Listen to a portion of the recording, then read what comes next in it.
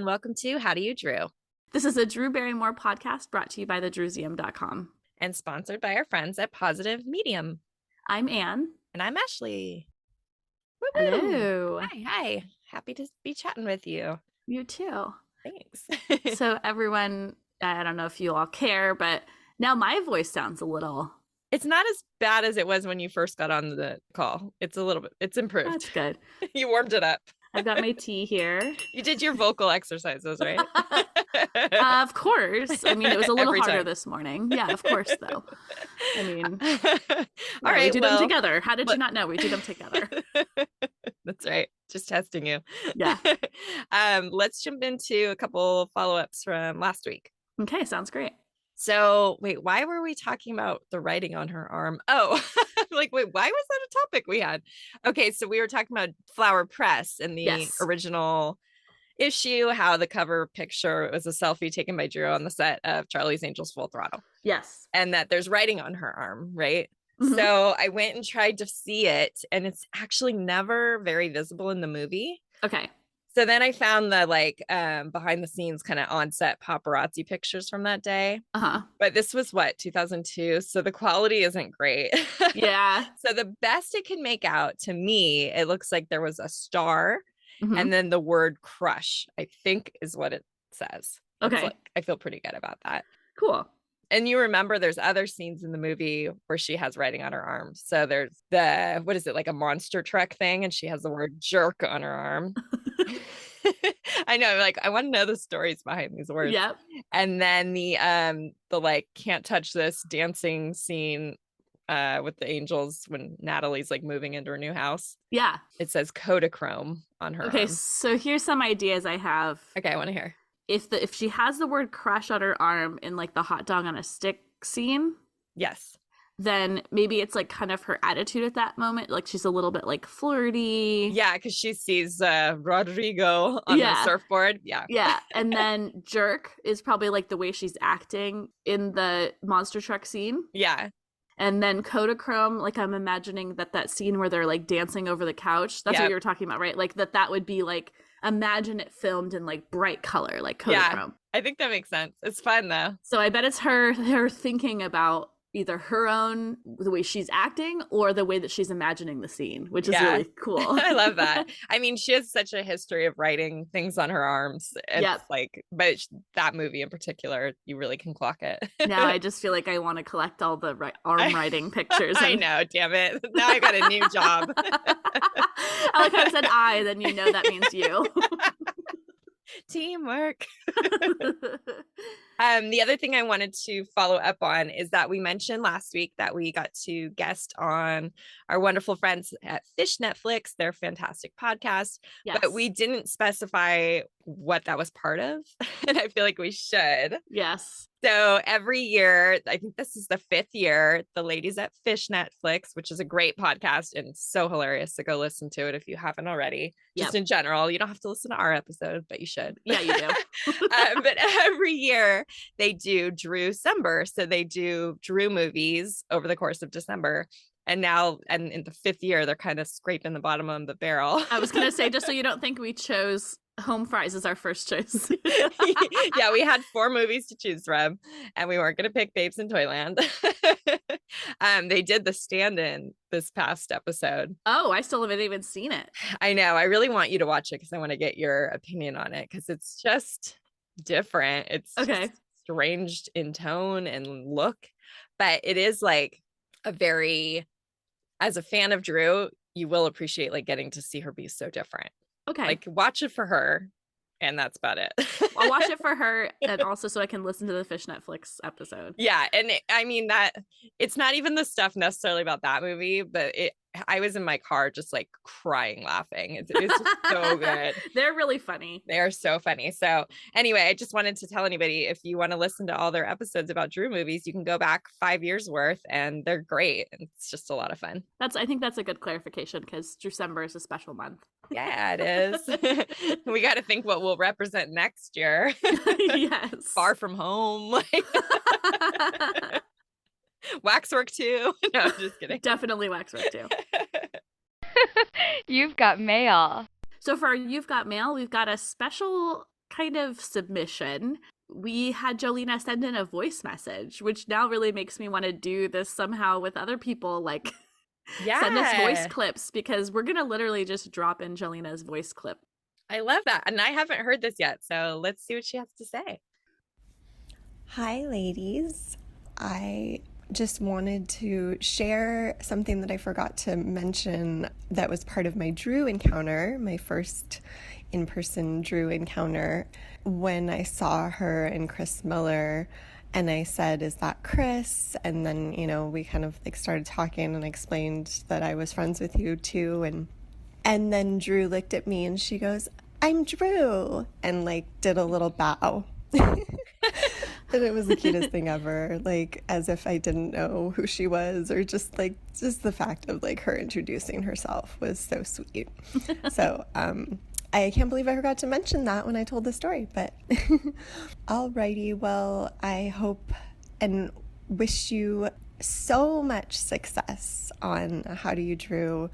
I think it's amazing, and it's so good to like listen and feel like I'm like just observing you guys in your natural state. I don't know. Like, I hope everybody listens to it and knows that like that's you too. Like that is just totally you, and it's so natural, and I feel like every time I listen to it that I'm just like in the room having a conversation with you too. I mean, or listening to your conversation. I often try to interject, but that doesn't work so well. But anyways, I love you. I love you. I love you. And you guys rock. Bye. That was really cute. So sweet. I like seeing us in the wild. Yeah, it's like, this is really us in our natural habitat. That's true. Like, this just, like, if you knew how little I prepare. Hey, you bring it. It does. It's all that matters. You do the after work, and that's the part I want nothing to do with. So it's fine by me. But thanks, Jolena. That was fun. Thank you. So sweet. We love you. Oh, that was so cool. Thanks, Jolena. And if anybody else wants to send a voice message or just an email, send it over to us at howdoyoudrewpod@gmail.com. We'd love to hear from you. We'd love including your mail. Yeah. Should we introduce a new segment? Yes. So we've talked before about Drewisms and how much we just love the things that she says. You described it really well last time. How did you say it? I don't know what I said before, but to me, it's when Drew uses like a very specific metaphor to describe something. Like she'll use like metaphors that often have like a very like disgusting image, but like not always, but a lot of times where it's like you can like it's very like what she says is very appropriate, but it's also like Drew. It's like things that no one would think of, but when it describes the situation perfectly. Yes. She does it in a very specific way. So would you like to present our current Drewism of the week? Yeah, this is actually what inspired the segment, because she said this on the Drew Barrymore show this week, and I immediately texted Anne. I was like, this is such a good Drewism. So we're going to try to collect these every week if she says something that sounds, in this realm. I think it'd also be kind of cool to, if we're like reading an article for that week, like we pull a Drewism from the article or something like that. I have one in mind from Saturday morning cartoons that I remember that we used to say a lot. Awesome. We'll give it away. Okay, so this week she was like doing like batting practice with the guy who's in a Broadway show about baseball. And he's like, okay, like strengthen your core or tighten your core or whatever. And she said, my core is like a fish tank on a pole sloshing around. A fish tank on a pole. I was like, Drewism. And she like it's she so clearly just like comes up with it like on the it's spot. Not like it's not like that these things are written for her, and we just find them extremely charming because it's always her being self-deprecating. Yeah, that's true. A lot of the time. The other one, for some reason, I always think of, even though this is not like it wasn't actually about her. I don't even know if we should leave this in, but in Riding Cars with Boys. Yes. Yep. Like a beached whale. You have to leave this in because this shows how connected our brains are. Yes, that's true. We can speak in sync. Was it like a behind the scenes thing, or was was it like the a commentary? Yes. Okay. Amazing. We're really on the same level right now. Let's just do the whole rest of the podcast talking at the same time. Okay, that sounds great. Everyone will love it. Do you want to tell me what's new with Drew this week? Yeah, there is a lot. I've only watched a couple bits of these things. There's a lot, but nothing we have to like expand too much on. I think it's just like make sure you catch this. Cool. This. Okay, so she went to the White House. I'm sure you saw that. I did see it. It's airing Monday, which by the time you guys are hearing this, that will be yesterday. So everybody should be able to see it on the drewbarrymoreshow.com if you go to the videos page, and maybe on YouTube. That's kind of a crapshoot. So that'll be really cool. I guess it's the first daytime talk show interview they've ever done, the Bidens. Oh, wow. Pretty That's huge. cool. I know. Go Drew. Yeah, that's awesome. I mean, it's a bummer that like you can imagine in the comments section, there's people who are like, oh, now I'm never going to watch your show again. But whatever. Oh, God. That's good riddance. Yeah, that's fine. She also did a little surprise appearance on The Tonight Show with her pal Jimmy Fallon. So cute. So I guess they're doing like giveaways every day for 12 Days of Christmas. Oh, cute. And this was the second day, and Drew came to give out beautiful air fryers. So that was really fun. I know. They're so cute. Even though I have the toaster oven, which has the air fryer, it's still like not the same. It's okay. I'll take it. Yeah. It was really cute though. Like when she came out, it just looked really fun. I haven't seen it, but. Oh, you didn't see the little clip? No. Okay. It's very short. You could just go watch it. She's only there for like 3 minutes or something. Okay, cool. Okay, then she also, this is like random ass. She was at the Mariah Carey concert in New York to introduce All I Want for Christmas. So she like comes out, and she had just been telling Ross on the show that she's been texting with Mariah and like didn't give any context. So I guess it was maybe leading up to this. Yeah. So she comes out and gives like a 5-minute speech. Whoa. Yeah, it like for a very, very long time. I don't know if like the dancers were all doing quick changes in the background, and so Drew had to stall, or she was just doing her usual blah, blah, blah. I love it. I know. But so that was pretty fun. And, you know, everybody in the audience was like freaking out when she came out. So that was cute. And her makeup looked so good. That's cool. I mean, between like the White House interview and introducing like the biggest Christmas song of our generation, basically. So true. Okay. And then those Pluto TV commercials that we had mentioned, I think after we talked to Tony, because he told us that she was filming something in LA. Oh, yeah. Those finally came out. So I've only seen like one that combines all three commercials. You sent me that. Yep. Yeah. And then I saw one of them in full, the one that's like a crime drama where she's running down the street. So cute. Yeah. I loved her little look on the subway with the yellow beret. Yeah. So cute. She looks really cute. And I thought it was interesting that one of the things when the clip you sent me, she's introducing it on her show, or there's something like some part of her show. And then she's like, and there's also a Drew Barrymore channel. And you remember that I mentioned that my mom like favorited the Drew Barrymore channel.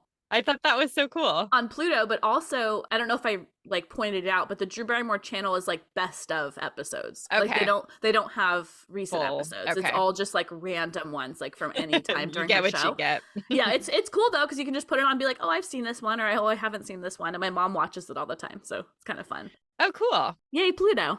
Yeah, that's so fun. I added this to our filmography page under commercials already. Just cool. You know, I'm on top of it. Good job. Okay. There's a lot. Okay. So she also was on the late night talk show that's called Z-Way. Yeah. I believe she had that woman Z-Way on her show once. So that's the only reason I was familiar with her. It's on Showtime.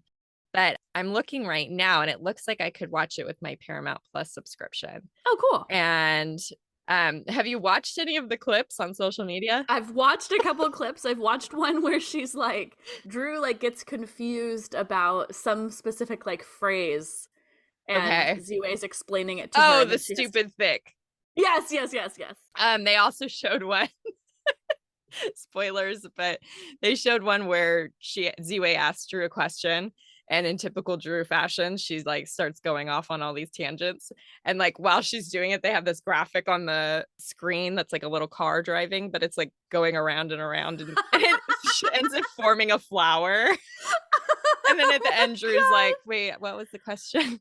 Like, I can't tell if it's like parody or like satire a little bit. Like, I know cute. Drew's having fun, but it does kind of feel like the host is making fun of her, but I think it's in a very good natured, enjoyable way. I wonder what this show is usually like. That would probably be a better indicator to know if it's like usually that kind of silly funny. I think it is a little bit like satire-ish. Okay. That's fun. The little clip I saw was funny. Yeah. So we'll both have to watch that and report back. The genre, one of the genres I just saw on Google is cringe comedy. So whatever that means. Cringe comedy. When you said satire, I was thinking about Between Two Ferns with Zach Galifianakis. Yes. Yeah, that's a good way of putting it. I bet that's considered cringe comedy. Yeah. So it's gotta be within that. Like, this was all kind of making fun of her in it. She was in on the joke. Okay, very last thing is that she hosted an event for Phil Rosenthal, who, again, I only am familiar with him from him being on the show. He was the creator of Everybody Loves Raymond, and I'm sure a bunch of other TV stuff. Oh, okay. I wasn't familiar with him either, but I saw the pictures from the event. Yeah, he was on the show promoting his new book, which is called Somebody Feed Phil, I believe. So Drew hosted some event for that book, and it was cute. I guess he like had a cake made for her that said "Somebody Feed Drew," and it like has daisies all over it. That's really cute. Yeah. So that's what she's been up to this week. It was a busy one. That's great. I mean, what's really exciting is that because she's doing like big stuff, and we kind of you said something on a previous episode, like, what is going on? Like, it suddenly feels like she's having a renaissance a little bit. Totally. It's because of our podcast. Of course it is. But it's kind of been like a slow build as far as the show, like, rising her star again. Yeah, I would agree with that. Doesn't it kind of feel like suddenly a lot of stuff is happening? Yes, suddenly she's like all over the place, which is fun. I mean, she's never not been famous, but right, never. But this is great. We're really excited that her star's rising again. Yeah, it's fun. All right. Whew. Are we ready for this big topic? Yeah, this is a big one. Speaking of like star rising again, this feels like a pretty peak time of that. So we decided to do, I should say Ashley decided to do, and I was like, yeah, the year 2000, which is a huge year. Insert Conan O'Brien song, the year 2000. Oh, yeah. In the year 2000. I will actually. I may actually insert it. And what I was going to say is that my thought process immediately when you said 2000 was about like how we feel about magazines from the year 2000. Well, there's so many magazines we will not mention that are literally just Charlie's Angels coverage. They didn't do a new photo shoot. Like, we're only going to talk about the ones that did like specific new photo shoots for their features. Yes, and I feel like, for sure, and I haven't if I've made it clear, but like I feel like a huge chunk, like a third of my collection is like magazines from the year 2000. Oh yeah, when I got my binder out for that year, it's literally just 99 and 2000, one gigantic 4-inch binder. Yeah, and like other years, I have like 6 or 7 years fit into one. Yep. So. Yep. It's wild. Some big years. But this is cool because, you know, even though in 98, which we did for our first episodes, we were obviously fans, so we were very present. I feel like we were really present at this time, like we hyper were present. Absolutely cemented in our Drewbydom and paying attention to everything. Yes. Okay, so here we go, jumping into the year 2000, starting in January, which makes sense, right? So filming for Charlie's Angels seemed to have started in January. There was a lot of like rumors in the press about stuff that was happening on set and the filming being started, and lots of paparazzi images from the set were coming out, which kind of is interesting. Do paparazzi pictures come out a lot for sets anymore, or are they way more private? Because I feel like this is like, I don't know. It just feels like there was so much. I think it just depends on where they're filming. And That's so true. Any of these that were filmed like in public on streets, yes. And I still see that for other stuff if it's on like, streets. That's true. That's true. I just feel like this was like, maybe it just kind of goes back to what we were saying. Like, we were there and it was so exciting. Yeah, probably. So some of the first images that came out were them going through the drive-thru at Foster's Freeze. And in People magazine, they printed this one of her like sitting next to a dock. And I just like, what was the context of that article in People? Do you remember? Nothing. It was like Star Treks. And for some reason they gave it a full 2 pages, I think. Yeah. And it's just like, It was Drew really Barrymore cool. on the set, because I think it was the first like official photo, because that one's like posed. That's true. I think it was the first official photo that came out. But this was just like hugely exciting for us on the grapevine, and like just trying to take myself back to that moment. It was like, totally. And I can't remember when Venus, Grapevine Drew B Venus, she like found out when they were filming something, and it's either this harbor scene that we're talking about with the pelican, or like maybe the scuba scene, because it definitely had to do with like being near a beach. It was in Long Beach where she was like, yes. where she's living. Yeah. And she got to encounter her. Like she waited until they finished filming. And do you remember reading that? Yeah, like it was insane. She took this poster that she made with like everyone's name from the grapevine, and Drew signed it to the grapevine, all my love and beautiful energy or something. I remember reading that and just like hyperventilating, because it felt like the closest I would ever get to Drew. Yeah, that was really exciting. Little did we know. Hi Venus, if you're out there. Yeah, so cool. I did want to say, like, so when you mentioned like the rumors and stuff, so from the beginning the media was trying to portray this like cat fighty sort of thing going on with the set between Drew and Cameron and Lucy, which, as we all know, is total bullshit. But yeah, I found something. So you remember Bodyguard? Yeah, of course. Okay. So there was this guy who would always be in the background when Drew would be on the red carpet. We didn't know who he was for a long time. Yep. Then we finally were able to identify him, and it was like not that big of a deal. He's not a bodyguard. We were joking about that. But he was basically like Chris Miller before Chris Miller. Yeah. So his name was Eddie Michaels. He was her publicist. He actually passed away, which is so interesting and weird. Oh, I think you told me. Yeah, it was years ago. But anyway, so he gave a lot of statements to like tabloid magazines at this time. I kept seeing his name in statements. So he like told Us Weekly or somebody like, yeah, she's under a lot of pressure, but she's not having a mental breakdown. Like he had to keep, and then he was like, if these girls are faking their like friendship, then they're the best actresses I've ever seen. Like, oh my God. Yeah. So anyway, I just feel like when you mention Charlie's Angels, it's important we talk about like how much pressure there was from the outside world. Like everybody was making a really big deal about this movie, and you know, trying to act like it was going to be this big disaster. And then of course it was a gigantic success. So forget you guys. Forget you guys. So that harbor scene, the pelican, yes, that is this first scene. Well, originally it was the only scene that Tom Green was going to be in. Yep. So Drew was a big fan of his show, and you know, maybe we'll do a whole episode where we talk about their relationship later, so I don't want to get too into the details. Yep. But she wanted him to have a part, just like offered it to him. He didn't audition or something. So she went to dinner with him and McGee, and she said, there's 3 boyfriend roles. You can pick which one you want. Obviously, we know which one he picked. Yeah. So yeah, that day that he filmed that scene, and like he falls into the water, which wasn't planned. And I guess like he was worried he was going to get in trouble, because you really shouldn't do stuff like that on movie sets. Yeah. But everybody loved it. Drew invited him to go out with some of her friends.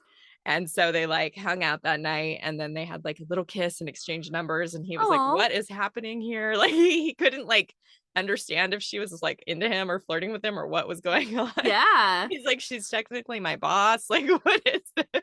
Oh my God. But yeah, then he went out of town, and they had like a bunch of long phone calls, and then they had apparently like the perfect first date at the beach. And then you remember the story about them freeing lobsters on their second date? Yes. But like not really well. So when I read this note, I was like, oh yeah. Yeah, same. So yeah, they were like pretty much boom from the beginning. And then I feel like, again, with the media, like it really fed into how speedy their relationship went. That's sort of just my instinct. I also remember that when they started dating, I might have said this on a previous episode, but that my brother was like, they're going to get married. And I was like, no, they're not. Like, I was so like, couldn't imagine. Even though I did like Tom Green, I still like thought of him as like out of her league. Yeah. Or her being out of his league. Yeah. But, you know, in a way that like doesn't really make any sense to me now. But I was like, how old was I at this point? I was 15. Yeah. So I was like, no, you know, and he was like teasing me like, they're going to get married. And then oh my he was God, right. I love it. And then there was that again, like, good luck finding this anywhere on the internet. It's on our stupid old tapes that we can't access. But David Letterman had like heart surgery. And so Paul Schaefer like kind of did these little one-on-one interviews with celebrities in the meantime that they aired. And so, of course, Drew was one of them because she was like so affiliated with the David Letterman show. Yep. And so he interviewed her at Flower Films. And yeah, I don't have a great memory of it. I remember really liking it. I remember, actually, I just had a memory. They show a clip of Julia Roberts like on Dave's show and like kisses him or something. Oh, isn't it trying to make Drew jealous or something? And she goes, "There is a pain in my heart." I do remember that. Actually. Apparently, I did remember a piece of this because I thought I didn't remember, but I guess this is where Paul says to Drew that he had the perfect Barrymore profile when she flashed Dave. Yeah. Which is a little cringe, but also like, yeah. It's still funny. I mean, she cracked up. And I loved her look. Like her hair was all blown out in a really pretty way. And she had this huge, like, almost like a geode necklace. She looks beautiful, but I don't remember this. Yeah. Okay, so now we're jumping into February. So all of that we just talked about, that was literally the first month of the year.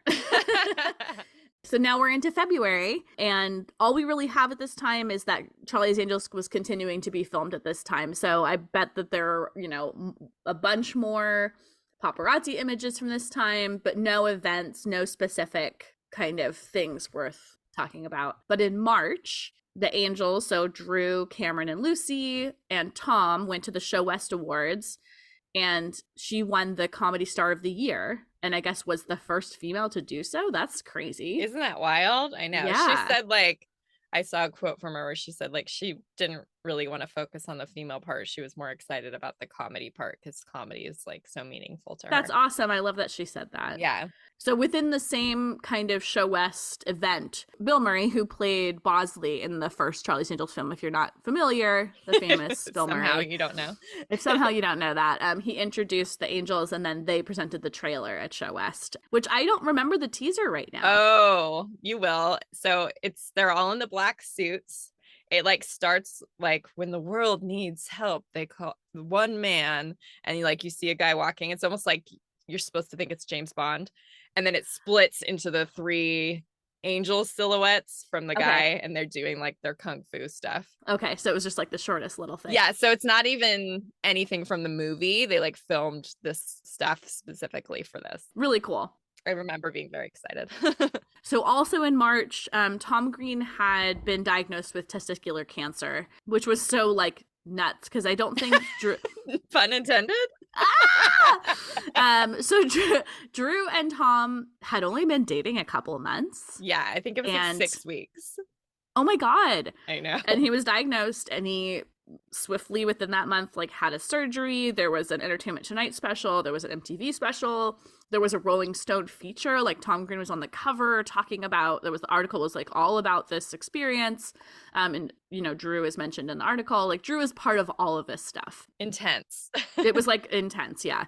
Drew was said to have come to the hospital every day after filming, and they pushed some beds together, and she would read The Little Prince to him, which is so sweet. I know. I can't help but think that this was like a huge thing that brought them really close together, because maybe their relationship wouldn't have gone the way it did if this hadn't happened. Meaning, it wouldn't have been as intense as quickly. And I think again, the public eye on this probably also had an effect. Yeah. Do you remember this Entertainment Tonight little segment where they're in the hospital together? I do. It was cute. It was so cute and so sweet. I do remember it, and I'm like looking at these images now. I'm like, she looks so young. She's only 25, which is crazy. Aww. I remember she's like in pajamas essentially. They're hanging out of the hospital, and they're pretending that they're like they start singing the Entertainment Tonight music, like they're on some red carpet. And she's like, "Do you like my clothes? They're Prada." That's right. It's so cute. It's really cute, but what's also interesting is how I wonder how the decision was made to okay, we're just gonna have it be really public. Yeah, I mean, I think that was sort of Tom's way of dealing with it, but that's true. I think there's so much we could speculate on their relationship. We got to save this for a different episode, but yeah, I just wonder how she felt about being so public with everything in their relationship. Like, yeah, she seems to have been fine with it to a certain extent. And I'm sure we can get into this. I think she just like went with the ride. Get into it more even in this episode. So I'll be quiet for now and we'll talk more about Tom in a bit. Okay. So also this month, same time, was the Oscars. So she and Cameron and Lucy were all attending because they presented the Best Costume Design Award. And Drew wore that really beautiful black backless dress, really deep backless. Like it literally goes all the way down to her cherub tattoo in the middle of her back. Yeah.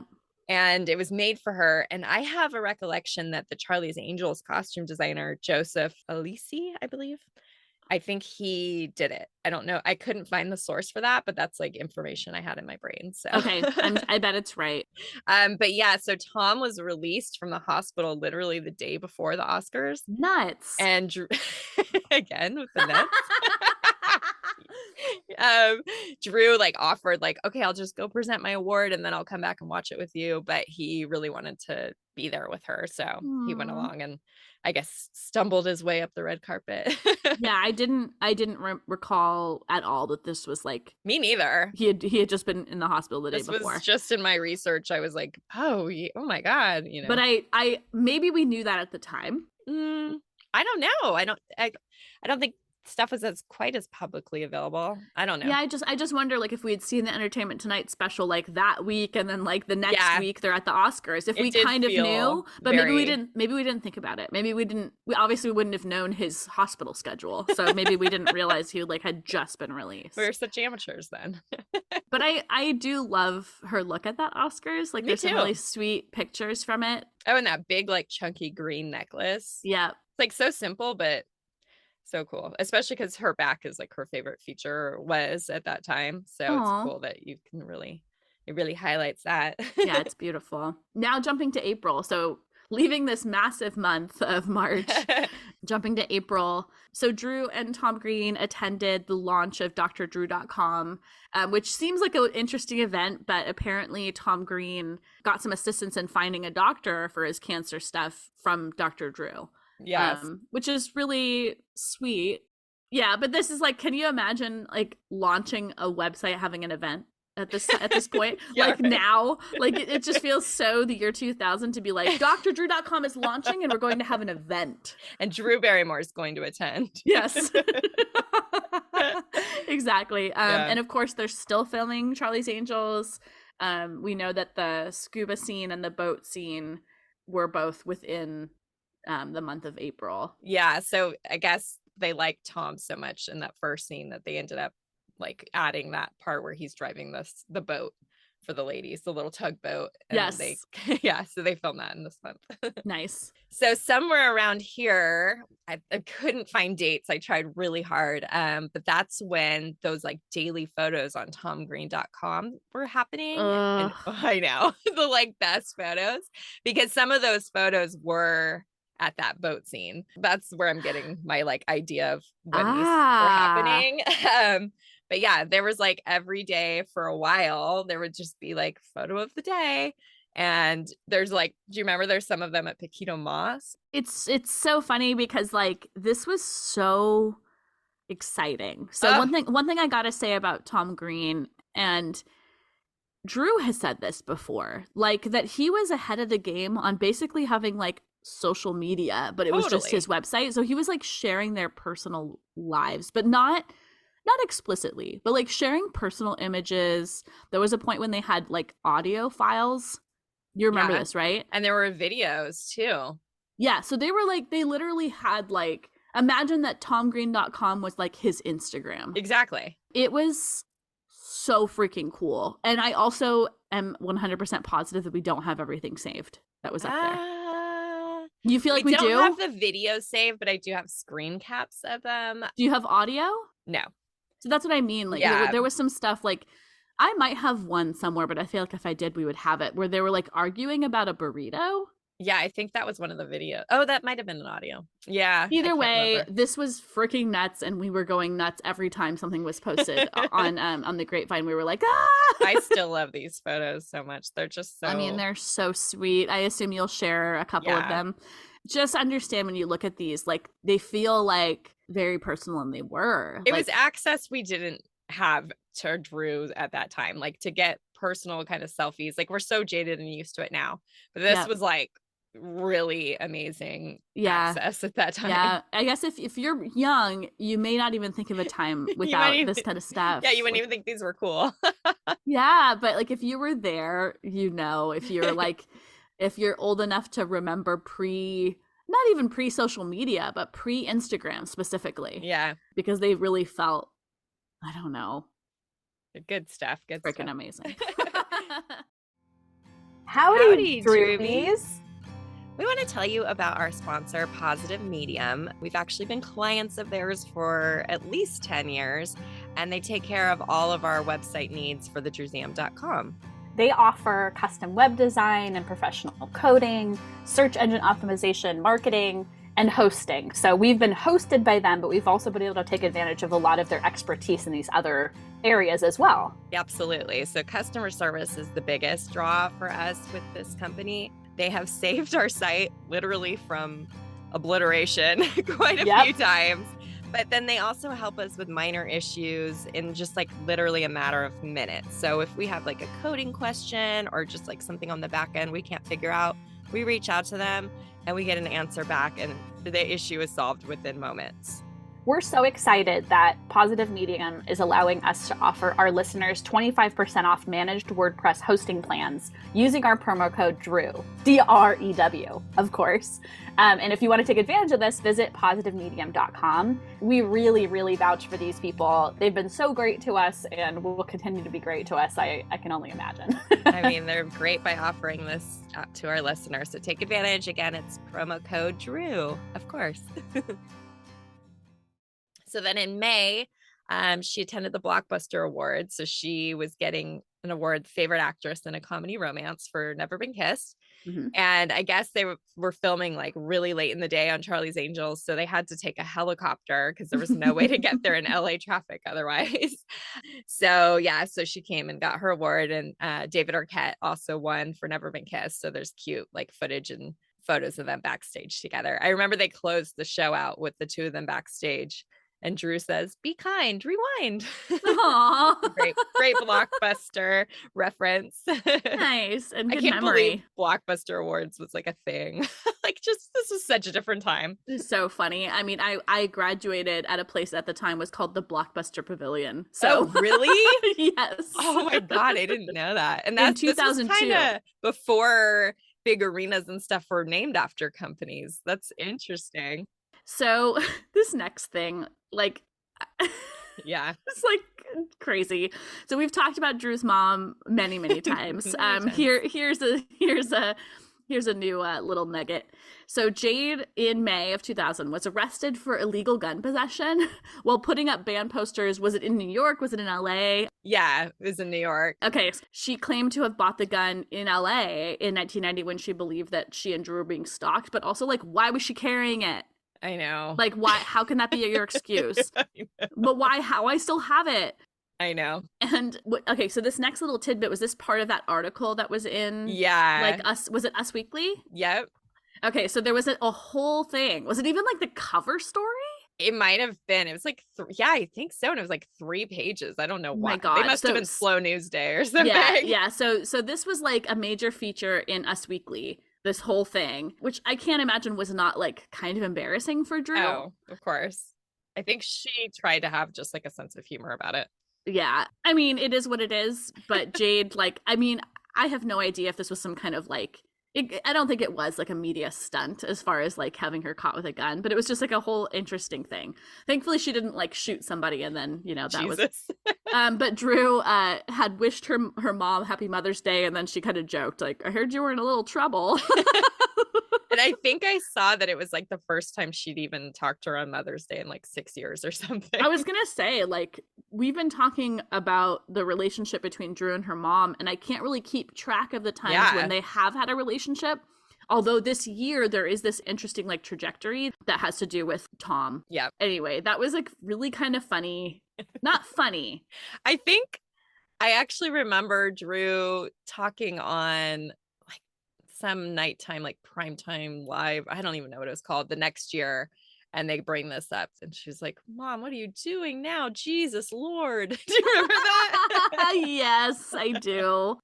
Oh, I do. I mean, to be fair, like, I don't think Jade intended this. Like I said, I don't think it was a media stunt, but it's also like the fact that Us Weekly went all out and made it a feature. And then that, you know, comes back to Drew and she has to like make a comment about it for the next several months. You know, it's like, Oy. Oy, Jade. All right, let's move on to June. So I don't know when this was filmed, but it aired in June. She hosted this special on TV for AFI, the American Film Institute. It was called 100 Years, 100 Laughs. So I think from my recollection, it was like a countdown of the 100 best comedies of all time. Yeah. Okay. And I was trying to remember if it was just like a 1 hour special where they showed little clips of each film. Yeah, that's what I remembered. And that Drew kind of talked about before and after each clip. Yeah. And she looked so beautiful. I loved this look. Yeah. And she kind of doesn't look like this, like exactly like this ever again.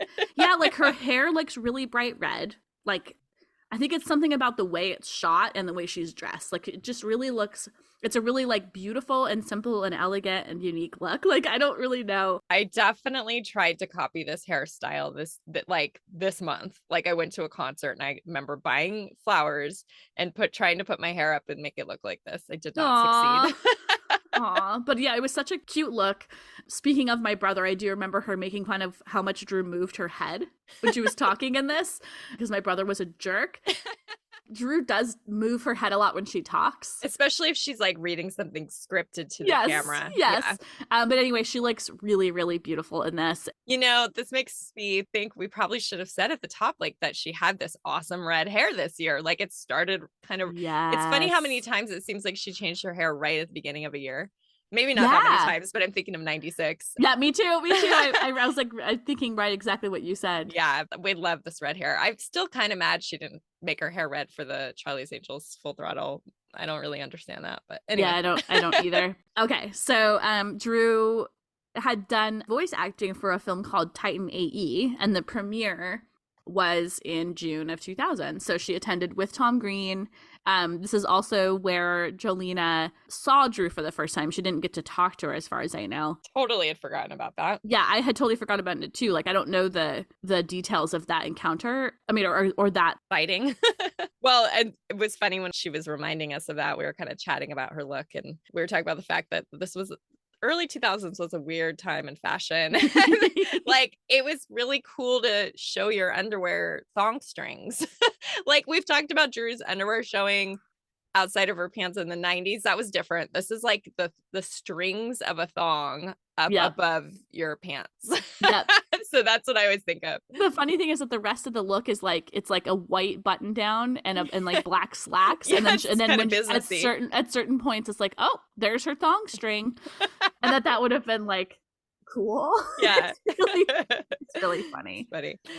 Okay, so I'm kind of guessing on this date of when this would have happened. We obviously didn't know about it till later, but the Angels, as part of promotion for Charlie's Angels, they got together with Marie Claire magazine and they did this outdoor survival school in Boulder, Utah.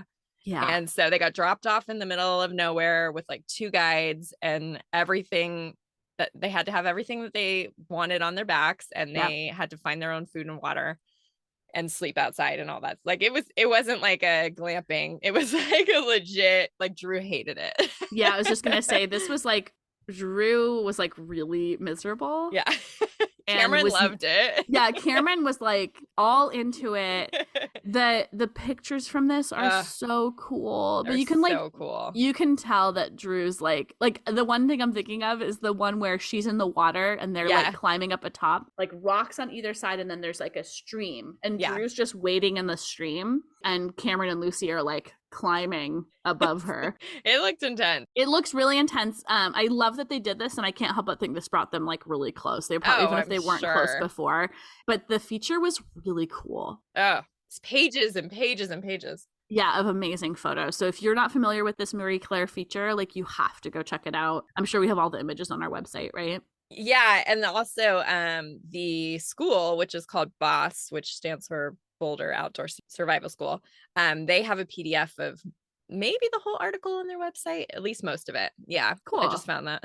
That's awesome. So sometime right around June, Drew went skydiving with Cameron Diaz, Tom Green, and Jared Leto. Who we should say was Cameron's boyfriend. It wasn't just like randomly invited him. I guess it was Drew's idea because she'd done some aerial stunts for Charlie's Angels and she was like, oh, I think I can, I don't know. She just thought that this would be fun to do.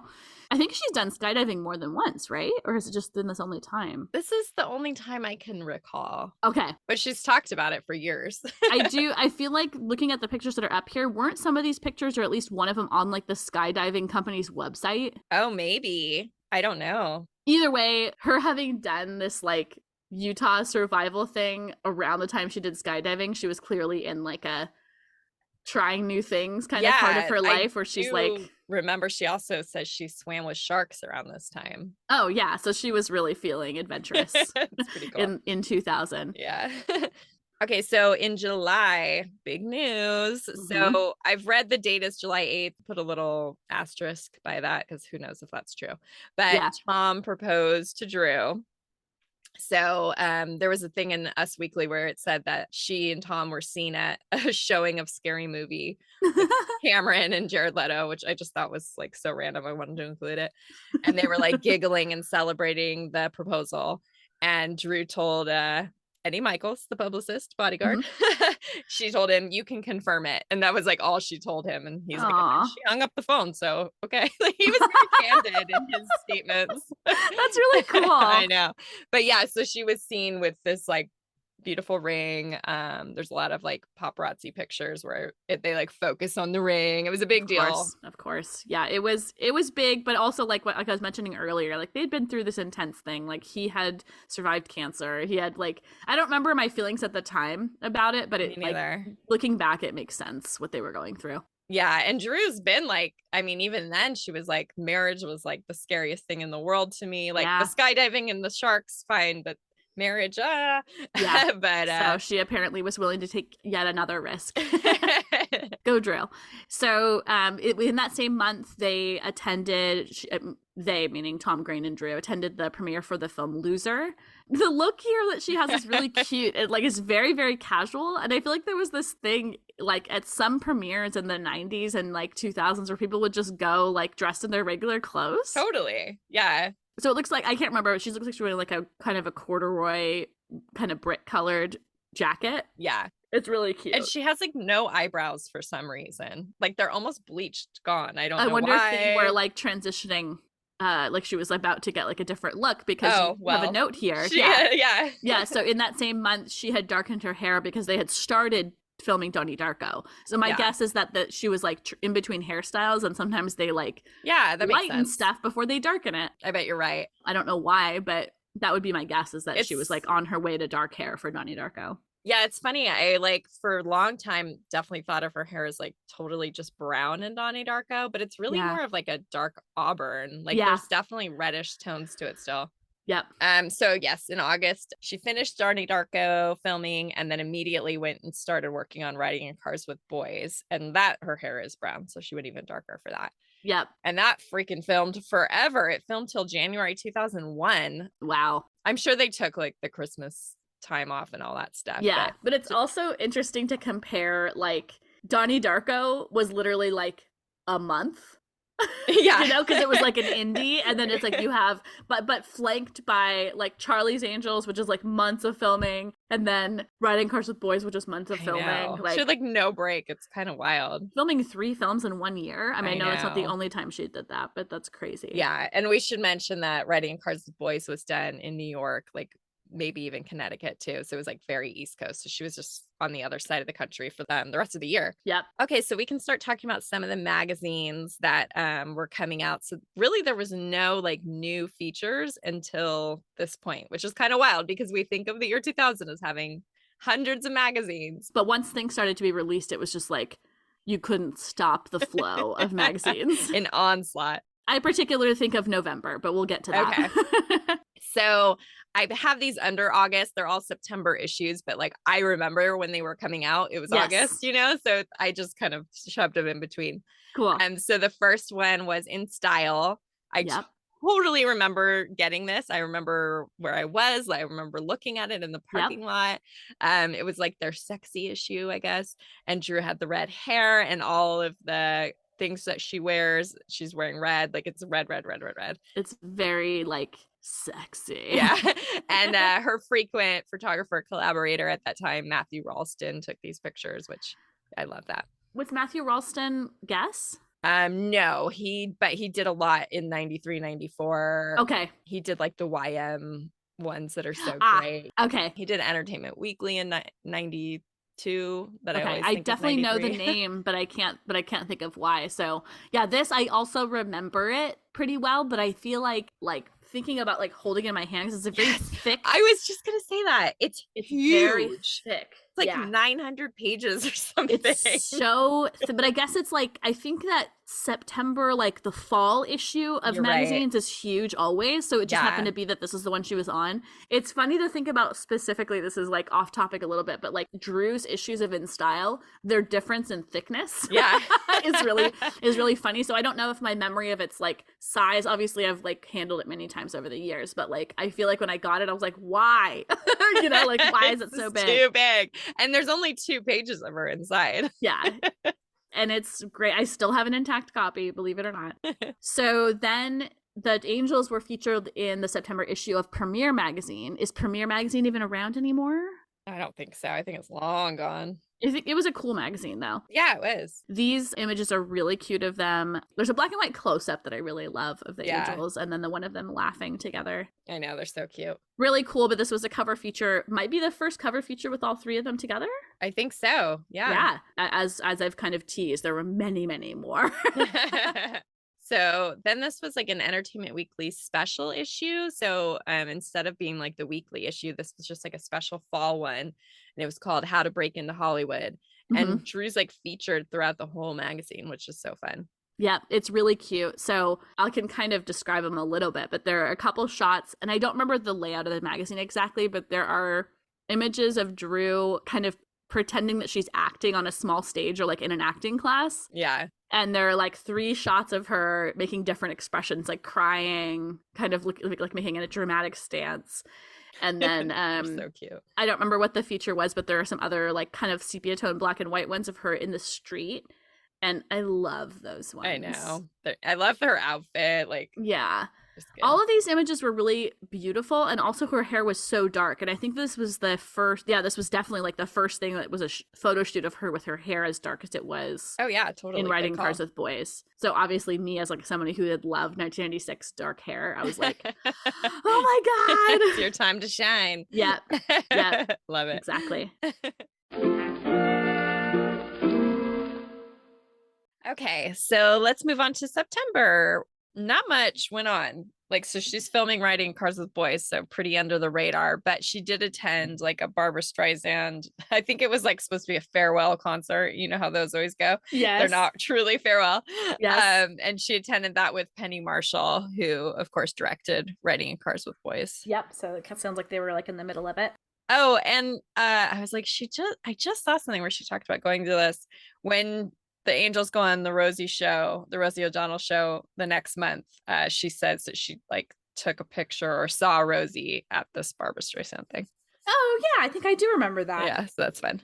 That's really fun. And then we have some magazines. So I had mentioned that the first issue that had Angels on the cover was Premiere. It looks like the next one that had them on the cover was TV Guide. I guess I'm jumping ahead a little bit, but I'm just looking at the Angels particularly until we get into the heavy Angel stuff in November. And then we've got Drew on the cover of Premiere Magazine with a really beautiful shoot and only a couple images, unfortunately. I know. I love these photos. They're really beautiful. It looks like another situation where maybe the cover shoot's different than the inside shoot, or at least it's a different setup. Different setup, yeah. Same photographer, and so yeah, they do look kind of different, but I love them all. Who is the photographer on Premiere? I believe it's Mark Abrahams. Okay, who also worked with her a bunch. He's done a lot, like almost more than anybody. And I guess his are less memorable overall. So he's done a lot of like sort of fashion type ones that, maybe don't stand out as a favorite. Okay, cool. Okay, so then we also had with Herbert's, the Angels did a feature for Vogue, but they weren't on the cover. So it's just on the inside, and there's really pretty pictures. And that one's kind of unique where the article, like the interview article, takes place on the set of the photo shoot, which doesn't always happen. That is interesting. Kind of I didn't remember that, but that is really me neither. Unique. And who did the hair? I think it was Orlando Pita, who also did Guess way back in 93. Oh, wow. Do they talk about that in the article? Yeah, not that he did Guess. I just recognized his name, but he was like, he's like, how am I going to style all their hair? I'll just blow dry it all straight. There we go. Let's go. It's kind of fun. It's definitely a different look for Drew to have that like really straight hair. Yep, it is different. Those pictures have that kind of like they're cute, but they also feel like we look sophisticated. I don't know, there's all business, but also like sexy somehow. Yeah. And then let me go and have you start off October. What do we have at the beginning of October? Okay, so it starts off again kind of quiet because she's in Writing with Cars with Boys filming mode, but she did win an award. So I mean, she's on Premiere Magazine twice, and then she won. They did like a Women in Hollywood luncheon awards thing every year back then. Yeah. And she won their Icon Award, but she couldn't attend because she was filming. So she sent in a really cute video that they used, and for some reason that ended up on Getty Images, so that's why I've seen it. So funny. I know. One other thing that I realized I didn't quite make explicit here is that the Angels were on the cover of Premiere Magazine in August, and then September we've got Drew on the cover of Premiere Magazine alone. Yeah, so cool. I remember that, like I realized it again right now when you said, because she was on 2 premieres. Like I had forgotten, and now I'm remembering like that moment in time also. Being like, I know. What? So fun. God, what a time.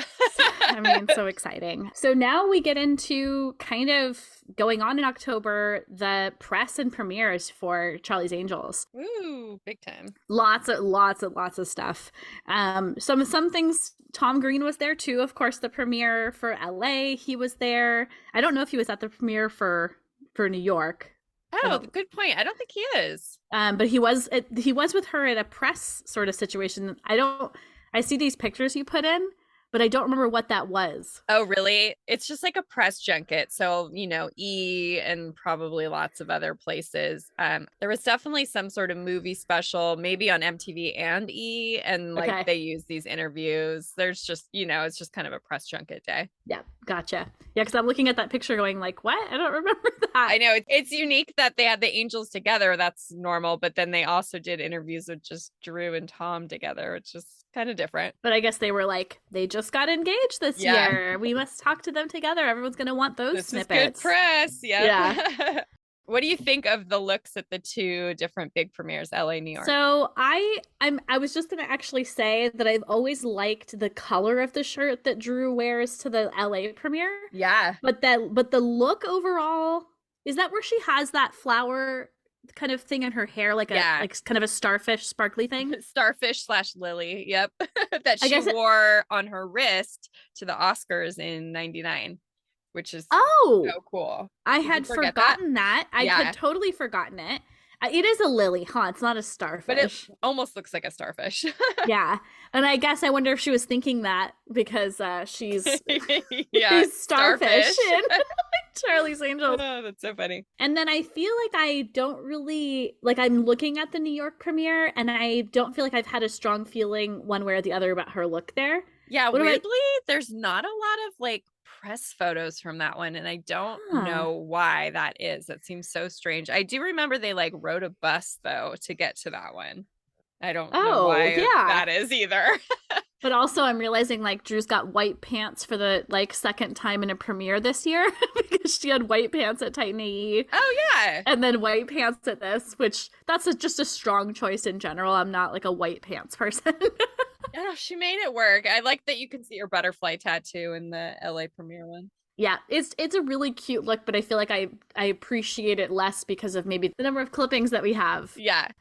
So I want you to talk about the Rosie show because there was a specific thing that we were cracking up about. So like we said, they actually did a full hour on Charlie's Angels on the Rosie O'Donnell show. So Drew comes out for the first segment, and then Lucy joins her for the second, and Cameron comes in for the third. Wow, I didn't even remember that. Yeah, and then Destiny's Child performed at the end. So it was like the full episode. Jam-packed. I know. But the fun thing that I think you're giggling about is that Flower Films did this like little featurette, this little short, where they had a Rosie doll, so kind of like a Barbie, but it was Rosie, and it was like she had to fill in for somebody who called in sick at Flower Films. So they did this like really cute but goofy video that I guess Chris Miller directed.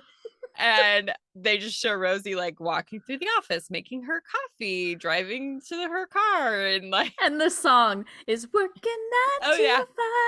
That's right. What a way to make a living. It's really cute, and it's also fun to see that old Flower Films office on Sunset. Totally. We went there once, I think, right? Just once that we got to go in. I think we got to go in once to drop off a gift, and that was it. Did we actually get to go in? Yeah. Why can't I remember? I definitely did once, and I don't think I went by myself. I mean, we dropped off a couple of things there, but I can't remember walking in. Yeah, just to like the, kind of lobby. Yeah. Okay, so what's the last event of October? So there was the Tokyo International Film Festival, and again, there's like not a lot of press photos from this. In fact, I think the only photos I've seen are like Japanese clippings. So right. Yeah. Cameron was filming, and I've read both, so I don't know if both are true, but I've read that she was filming Vanilla Sky, and I've also read that she was filming Gangs of New York. Okay. So she just like couldn't go to all these international premieres that they did. Okay. But Tom obviously came, and then randomly enough, Crispin Glover also attended. That's right. So weird. And hasn't Crispin Glover kind of totally gone recluse now?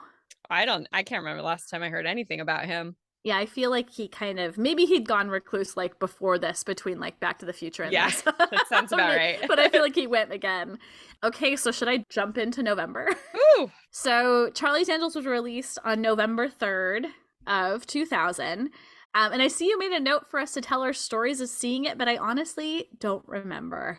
That blows my mind. The one thing that I do remember about the date, November 3rd, is that was my anniversary with George, my high school boyfriend. Oh, and it's right before your birthday. Yes. So it's very likely that I would have gone to see it, but this might have actually been like, maybe we went for our anniversary. I don't know. Wow. Either way, I would have still been dating George this year on that date, and I'm pretty sure it was our anniversary. Wow. So I'm sorry I don't have a story. I'm sure it was very exciting. I probably saw it more than once, but let's hear about your story. I was in college, and I guess I was a sophomore in college, and my friends Jenny and Claire, we took a bus because we didn't have a car, and we went and saw it opening night. And I just Jenny was like very supportive of my Drew habit. She would bring me all these she lived in London, so she would bring me all these clippings from summer break that she'd gotten. And so cool. I know I have some really cool stuff from her. But yeah, it was just, I remember just having a really great time and it being so fun. It was like we went and saw it, and then I definitely saw it again by myself in the movie theater at one point. That's awesome. Okay, then right around the release of Charlie's Angels, there were several promotional appearances, including the Angels were on Total Request Live, TRL. Wow, I haven't heard that full name in a while. I forgot that's what it stood for. I almost was like kind of forgetting it. And then said it because I remembered it. Yay me. So you wrote Son of a Bush shirts. Were they all wearing those? Yeah. And this is again, there's like one photo of Drew like outside the studio. That's it. We have nothing else saved. It is like scrubbed from the internet for some weird reason. Well, it's pretty pre-internet, I guess. But yeah, I couldn't find anything. I can't even find the date it happened. Like I remember watching it and I definitely have it on video. Yep. But I don't remember really anything about it except for their shirts. Yep. And I think we have a few clippings of their shirts because basically to explain, the shirt said like, I'll never vote for a son of a Bush or something like that, or don't vote for a son of a Bush. Basically because there was going to be a big election, which ended up being a pretty like, what's the word I want to say? Contentious. Yeah. Contentious election between George Bush and Al Gore. Simpler times, though. And George Bush did end up winning, but there was a whole thing. If you got to look up the hanging Chad if you ever want to know anything more about it. The Chad? The Chad is great. The Chad. Yeah. Anyway, so then, is this when Kate Hudson hosted SNL and she did the impression? Yeah, so this is the thing I just added to our notes as we were recording. I was like, oh, wait, I know this happened around this time because I remember watching it in my dorm room. Okay, cool. Go ahead and explain it. Okay, so funnily enough, I feel like this was like the first public Drew impression. Like, I think so too. It wasn't a thing back then. And Kate Hudson was hosting, and this was right when Charlie's Angels was coming out. So they did a skit spoofing inside the actor's studio. Oh my God, I love it so much. And she comes on as Drew, and her impression's like, okay, it's not too bad. There's definitely some aspects that you can tell she like watched certain interviews to get. Yes. And some of the dialogue is really funny, like that sort of like quirky, what are you talking about stuff that Drew can sometimes say. They definitely nailed. Like my favorite is when he asks like, what profession would you not want to have? I already know. I wouldn't want to burn monkeys. And then he says, nor they you. It's Will Ferrell. What profession, other than yours, would you like to attempt? A knife maker. What profession would you absolutely not like to participate in? I wouldn't want to burn monkeys. Nor they you. It's so funny. And I always tell you that I'm just stuck with this in my head for life, that every time I'm in yoga and trying to have like mindfulness and like being present, I hear Will Ferrell as James Lipton saying, I am here, I am now. Talking about when she first screamed at the ET. Anyway, we'll link to it. It's still really funny. And we're probably going on too long about this. You can cut it if you want. But I also love the very end when he asks, like, if there is a heaven, what would you like God to say when you arrive? Do you remember this? It's like, hey, Drew Barrymore. I forget what she says after that. You have treated people with such care, tender care and kindness. You smell like flowers. Yes. So good. That's like spot on. Yeah, it's really good. And it is funny that this has become like within our world something that we quote, even though it's not Drew. Yeah. All right. So moving on from Kate Hudson, Tom Green hosted Saturday Night Live. And I don't know if it was the very end of it or when it was, but they had a fake wedding. So like in the monologue, he like makes Drew come up and they like say they're going to get married. So then throughout the show, they're like still pushing that, like that's going to happen. And then at the end, she doesn't show up. And the show ends with him just yelling, Drew. That's right. But like they did a good job making it feel legit because, and this is like the only reason to me, they showed like footage of her in this like really weird gown backstage. Yeah. But she had bridesmaids and they were actually, well, Molly Shannon was one of them, which makes sense, but also Nancy Javonin. Yep. And then Jillian Fink Dempsey, because they came to the show with Drew. So it's like, well, wait, these are her real friends. Like, I do feel like we actually thought it was happening. It was very confusing. Looking back, I'm like, yeah, it was totally a joke. But at the time, I remember being like, what? It would be so fun if we could somehow find like our reactions on the grapevine to that. Like I could just imagine like half of us being like, no way, joke, like no way they're gonna do it. And then half of us being like, are they really breaking up? You know? Yeah, totally. Okay, so then the Charlie's Angels promotions continued. They had some promotions in Paris, in the UK, at a Prince Charles dinner, and then in Berlin, where Cameron didn't attend. What do you remember about the Prince Charles dinner? Because I don't really know why they would have gone to that specific thing to promote. I think it was the night before the premiere in London. Okay. And so I guess it was just like a thing you do. I don't know. Okay. I do know that in Tom Green's book, he wrote that as like one of the most like strange, surreal, like you have a totally different life than I do, because Drew was just like, this Ooh. is normal. And it was to him, it was like, this is crazy. Wow, that's cool insight. Yeah. And I can't imagine. I know. That's nuts. And also there are lots of really beautiful, I was going to say really beautiful looks, but I think specifically I do like the Prince Charles dinner. I like how she looked there. Okay. And I like how she looked at the premiere in London as well. I think she has her hair up in both of them. Yeah, it was really pretty.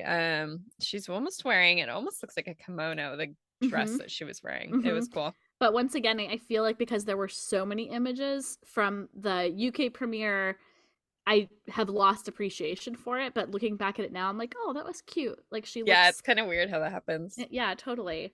All right, tell me about Rolling Stone. Oh, I would love to, because this is one of my favorites of all time. I love this magazine. It was the November 23rd issue, and Drew's on the cover, shot by Mark Seliger. Yay! And God, do I love this photo shoot. It's just so cool. It's like sexy, but also it's got like a very, very vintage look to it. Like they look like, what are those called? Tin types? Those old photos? Okay, they all look like that. And there's so many inside the magazine, like 10 at least, something which like is that. Pretty cool. I don't actually remember the article very well. I'm gonna have to go refresh myself on that. I don't either. I was gonna say two things. It either looks like a tintype or a daguerreotype. Sorry for you photography people out there. I wanted to make sure that you didn't disown me.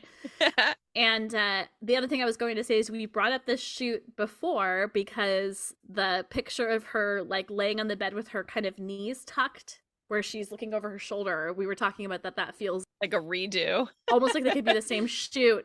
Of that.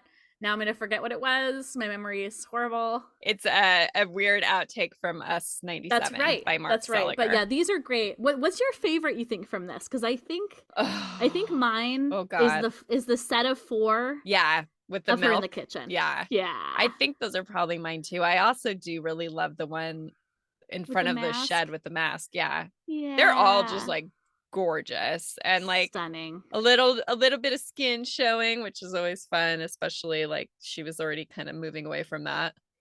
Yeah. This was kind of a moment between here and like the second Charlie's Angels where she did kind of get like bearing skin a little bit more. Yeah, bearing more. Bearing more. Barrymore is bearing more. Yeah, this is a great piece. I would like to reread the article too, because I wonder if it was as good as any previous Rolling Stones. Probably could do a whole episode on it eventually. We'll see. I think so. Then we already talked about the Marie Claire magazine. The only thing we didn't mention is there is like separately in that magazine a spread of Tom's personal photos of Drew. Oh, that's right. Yeah. So it's like 3 really cute personal candids, like one of her cracking up, one of her holding a ferret. I don't know why or what that was on, and then one of her kissing Tom on the cheek. And do you remember what that feature was? Was it just so it's celebrities showing their photos? No, it's literally just him and LL Cool J. Because he's also in Charlie's Angels, right? Oh yeah. And it's like photos of happiness or something like that. So LL Cool J's are all like stock images of himself. From what I remember. And then Tom's are like these amazing personal photos because he was just ahead of the curve on that. Yep, he sure was. Once again. So good. And then the last thing you have down here for November was when she did an interview inside of Playboy with these 3 really cute images. I remember the article being interesting, but I don't really remember anything about it. And it's long. It's like pages. I just skimmed through it and it really goes through like her everything. Like it's very thorough and very long. I skimmed it, like I said, but did she bear all? Maybe. But I've always loved those 3 little photos, little black and white images that they included, the cute faces. They're really cute. And they're so like different from her first Playboy feature. And what's a trip is it's only 5 years. I know. That is so weird. I guess you could consider it closer to wait. If it's December 2000 and the other one was January 95. Yeah, is it I guess you're right. 4? Or is it more like 6? More like 6. Okay, I couldn't math. do that. I had to do backwards math, aka abstraction. Abstraction. I had to do abstraction. Leave that in. All right, it's called subtraction. I know what it's called. So December. Let's finish it off. Let's wrap up this year. Okay, so again, like it's so weird how hard it was for me to pin down dates on all this stuff. Like it just wasn't, we weren't keeping track at that time, and I can't go back and find dates. It's been crazy. But anyway, Freddie Got Fingered, Tom's directorial debut, say what you will about it, filmed in Vancouver, and Drew was photographed with Tom like on a weird helicopter ride in Vancouver at that time. And we know she filmed a small cameo in the movie. So I think I came across something else too that said like she took a quick break from filming in New York and visited him in Vancouver. Okay, so 4 films that year. Yeah. Oh my God, you're right. I didn't even think about that. Wild. So strange. And then this is a big thing. So we mentioned Jade earlier this year, the whole gun scenario. Yeah. That whole gun situation, you know. And Drew was pictured with Jade at the end of this year. And I haven't read things recently about it, so you might know better than I, but it sounds like the experience doing Riding Cars with Boys, where she plays this mother who is basically like resentful of her own child and has all these negative feelings about everything surrounding her scenario of being a mom. Being a single mom with the drug addict dad, yeah. Yep. And then her relationship with Tom, it sounds like she was encouraged internally and externally to reconnect, or at least talk to her mother. Yeah. So what more do you kind of know about this? Not much. The only other thing I came across recently was that Tom, I think, invited Jade to his parents for Christmas, which is pretty interesting. So yeah, it was just like this one, they were out somewhere. It's hard to tell where they were, but they were photographed. Was it New York? It looks like New York. I think it might be. And I wonder who took these pictures. I know they feel a little paparazzi, but they also posed for one of them. So I don't know. they're very random. And then what was the last spotting that you've got for December 2000? Yeah. So the very last thing, I think we only know about this because it was in the Ottawa Citizen newspaper, which somehow I have a copy of. I don't know how. But Drew and Tom were pictured on New Year's Eve at a bar called Barrymore's, which is pretty fun. They should have called it Barrymore. I like that. It wasn't good. I like it. Okay, good. So yeah, Drew kind of spent a huge portion of this year with Tom Green. Yeah, I mean, basically the entire year, which is I was thinking it was kind of funny because when we did 95, she was with Eric Erlandson that whole year. Yeah. But that's not always the case. Yeah. Either way, it's kind of the year. How can we wrap this year up? It's kind of the year of filming many films, the year of her developing relationship with Tom Green and their engagement. Red hair, brown hair. Yep. Charlie's Angels. There's kind of a lot of huge stuff. Even though, Ashley, like you made a good point earlier, you're like, okay, 98 was huge for us. Like 95 was huge because every like early Drew fan loves that. I think 2000 is probably one of those years. Like it's so big that of course it's big. Yeah. Like it's just like we're like, do we have to? And then it's like, okay, yeah, let's get this honker up. But I also love that we were so present for it. Yeah. And so like everything we just went through was like reported live on the grapevine. Like somebody knew that this happened and everybody was paying attention. And it was just a really fun time to be part of an online community that was following everything so closely. Yeah. And one other thing I just want to say about that is I feel like there was that moment, and it was a few years, where we were all like, all of us at some point were like, would be flipping through magazines furiously at the grocery store and then reporting back. Totally. You know, like there's a clipping in this magazine, there's a clipping in this magazine. And at that point, I mean, I can't really speak for you, but I was buying a lot of magazines if they had a large enough clipping. Oh, totally. It was like an amazing time because that's not really the case anymore.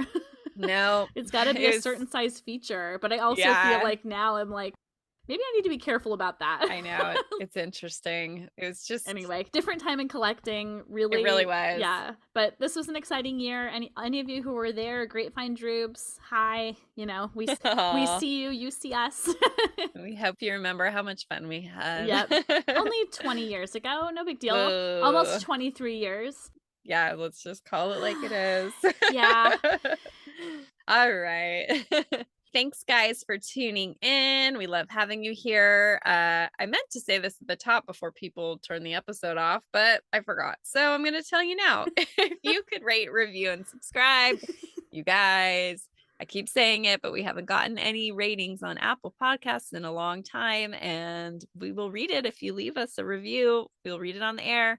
You can feel famous. It'll be really fun. We'll be appreciative. Go do it. And then while you're playing around on the internet, head over to Instagram and follow us on How Do You Drew Pod. And regarding the rate, review, and subscribe, also do it for yourself because you love us so much and you want to just, send the love out there. Yeah, it's good karma. It's good karma, exactly. You must visit our website, howdoyoudrew.com. Every week there's an incredible companion page to the episodes, so check it out. Ashley does lots of hard work every week, so let's get on there and check it out. Send listener mail to howdoyoudrewpod@gmail.com. Anything, just anything. Were you around in the year 2000 and you want to tell us about your experiences with loving Drew? Do you remember holding In Style magazine from 2000 in your hands and almost falling down? We want to hear about it. Anyway, hope you're enjoying your holiday. We're going to have a holiday after this is released and we won't have another episode until after Christmas. So Merry Christmas. Oh, yeah, that's true. Oh, my gosh, that's true. And then our next episode is going to be really special. And then we're going to take a 1-week break just to let you guys know that we'll announce that better. But if you're still listening right now, now you're in the know. Now you're in the know, but we have a really fun episode and then we have a break. So chill out. And I realized I said Merry Christmas, but I also want to say Happy Holidays for whatever holiday you celebrate. Yeah. Yes. Awesome. And we'll see you next Tuesday. Sounds good. Thanks, guys. Bye-bye. Bye.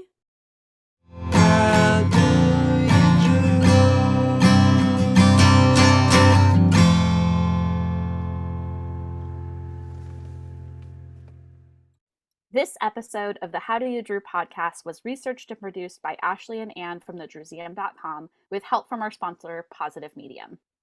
Special thanks to Matt Costa for our lovely theme song, Roxy Prima for our adorable logo, and last but not least, Drew Barrymore and all the Drewbies who love her. We do this for you. Thank you.